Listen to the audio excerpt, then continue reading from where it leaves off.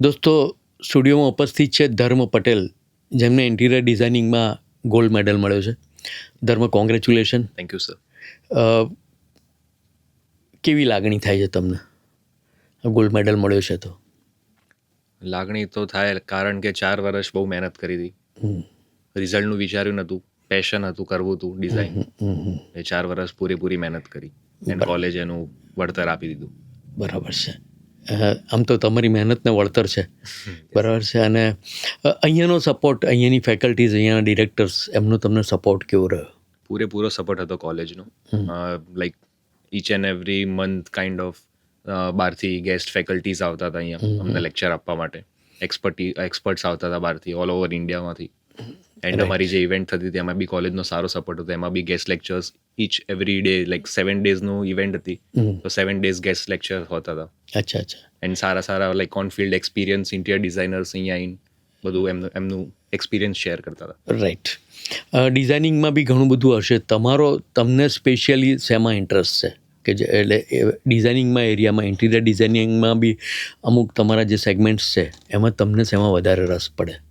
Like વધારે furniture ડિઝાઇનનું એનું ખરી. બરાબર છે. Specialisation furniture design. રાઈટ. ભવિષ્યનું પ્લાનિંગ શું છે? ભવિષ્યનું પ્લાનિંગ હાલ મેં ચાલુ જ કરી દીધું. મારું પોતાનું કામ કરું છું ઓન ફિલ્ડ. મારી પોતાની જ ફર્મ છે અને એમાં મારું કામ ચાલુ જ છે હાલ. બરાબર છે. એટલે શું ડિઝાઇન્સ કરો છો અત્યારે? હાલ લાઈક ઇન્ટિરિયર ડિઝાઇનના દરેક એસ્પેક્ટ્સ આવી ગયા, લાઈક ફ્લેટ્સ હોય, બંગલોઝ હોય, કોમર્શિયલ, એવરીથિંગ. રાઈટ. એટલે આ ક્યારથી શરૂ કર્યું? તમે ભણતા હતા ત્યારથી જ કે ગ્રેજ્યુએશન પત્યું પછી શરૂ લાઈક કર્યું? મારું પતવા આવ્યું ત્યારથી જ મેં ચાલુ કરી દીધું હતું. બરાબર છે. હાલ મારા 3-4 પ્રોજેક્ટ્સ એક જોડે ચાલુ છે, ઓનગોઈંગ. રાઈટ. એટલે ડિઝાઇન આમ તો એવું છે કે સામાન્ય માણસને સમજવું અઘરું છે, પણ હવે સમજણ વધતી જતી હોય એવું તમને લાગે છે? હા, લાઈક ટેકનોલોજી જેમ ગ્રો થઈ રહી છે એવી રીતે લોકોને બી હવે વધારે ડિઝાઇન પ્રત્યે ખબર પડવા માંડી છે. બરાબર. અને લોકો ઇન્વોલ્વ થવા માંડ્યા છે એની અંદર. રાઈટ.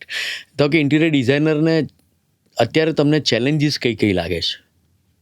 મેઇન ચેલેન્જ ટેકનોલોજી અમને બી હેરાન કરે છે.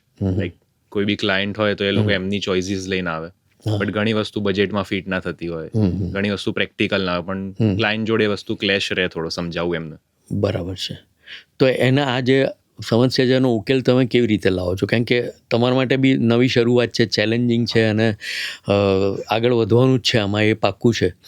તો એમાં આ ચેલેન્જીસને તમે ઓવરકમ કેવી રીતે કરો છો? એમને કેવી રીતે કન્વિન્સ કરો છો? લાઈક અમે સમજાવવાની ટ્રાય કરીએ એમને કે લાઈક આમાં બજેટ હલી જશે તમારું, આ વસ્તુ કામની નથી તો એમાં આપણે શું કરવા આટલો ખર્ચો કરવો, એના સામે આપણે કોઈ બીજી વસ્તુ વધારે સારી કરી દઈએ.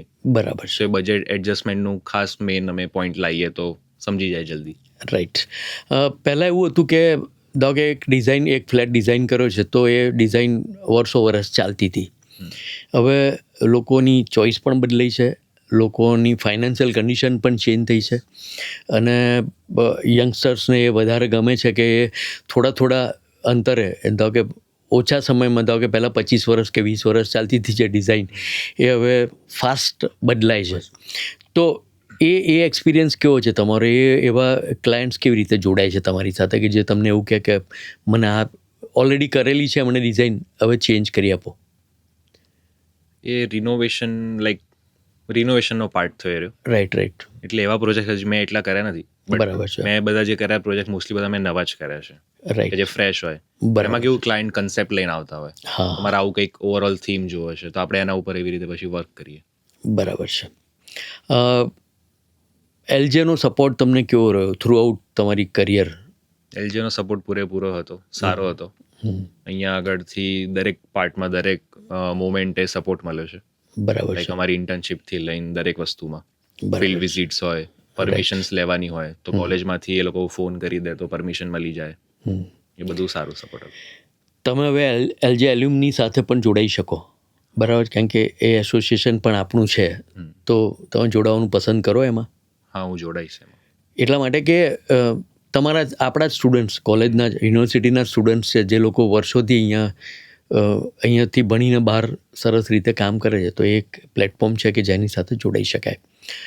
તમે અહીંયા જે સ્ટુડન્ટ્સ અત્યારે જે ડિઝાઇનિંગમાં ભણે છે એમને કંઈ સૂચન કરો કે સલાહ આપો ખરા? હા, એટલે હાલ બી હું કનેક્ટેડ છું મારા જુનિયર્સ જોડે. હમ એ લોકો મને ઘણીવાર પૂછતા હોય છે, ફોન કરતા હોય કે આમાં પ્રોબ્લેમ આવ્યો છે તો આમાં શું કરવું. હમ અને પૂરેપૂરી મહેનત કરવાનું હું એમને કહું છું કે ભાઈ મહેનત કરો, કોલેજ ટાઈમ છે, ફરીથી આવવાનું નહીં. બરાબર. ભણો બી ખરી, મસ્તી બી કરો. રાઈટ. છેલ્લો સવાલ ધર્મ એવો થાય કે ધારો કે એઆઈ અત્યારે આખું વિશ્વ બદલી નાખ્યું છે. બરાબર છે. ક્યાંક ને ક્યાંક ડિઝાઇનમાં પણ એનો ઉપયોગ થતો જ હશે. તમે એનો ઉપયોગ કરો છો એમાં તમારી ડિઝાઇનિંગ? હાલ AI નો ઉપયોગ લાઈક ડાયરેક્ટલી નથી કરતો, બટ નાની મોટી વસ્તુનું રેફરન્સ લેવા માટે, બરાબર છે. પછી કોઈ વસ્તુની ડિટેલ્સ જોઈતી હોય તો ડિટેલ્સ મળી જાય. બરાબર. ડિઝાઇનિંગ પાર્ટમાં તો હું મારી જાતે જ કરું છું, બરાબર છે. બીકોઝ ડિઝાઇનિંગ પાર્ટમાં જે AI ને ટ્રાન્સફોર્મ થતા થોડો ટાઈમ લાગશે. રાઈટ.